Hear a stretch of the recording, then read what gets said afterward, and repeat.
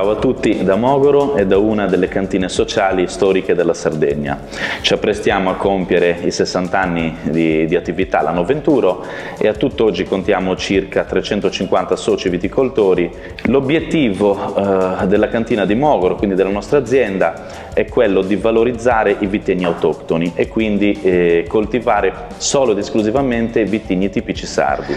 Se da una quindicina d'anni a questa parte abbiamo incrementato la produzione del Cannonau e Vermentino, e quello che è lo scopo principale dell'azienda è la valorizzazione e il recupero di altri vitigni autoctoni che ci identificano ancora maggiormente, che sono appunto il Semidano ed il Bovale. Oggi però andiamo a degustare il Don Giovanni. Eccolo, è un vermentino che ci sta dando delle soddisfazioni negli ultimi anni. Infatti l'annata 2011 e l'annata 2012 hanno avuto come riconoscimento una medaglia d'oro al concorso mondiale di Bruxelles. Lo degustiamo insieme a Maria Luisa.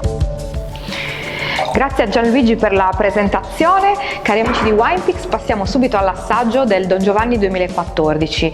8-10 gradi centigradi la temperatura di servizio, è perfetta, quindi andiamo a degustare il Vermentino 100% che all'esame visivo si presenta subito di un bel giallo paglierino intenso con qualche riflesso ancora leggermente verdolino, proprio perché è stato appena imbottigliato.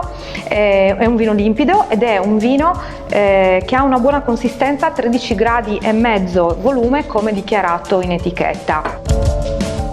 I profumi mi hanno colpito subito non appena l'ho versato nel bicchiere, perché si presentano veramente intensi, molto avvolgenti, dei bei profumi estivi con una nota di frutta gialla, ma anche delle erbe aromatiche tipiche come il rosmarino e la salvia.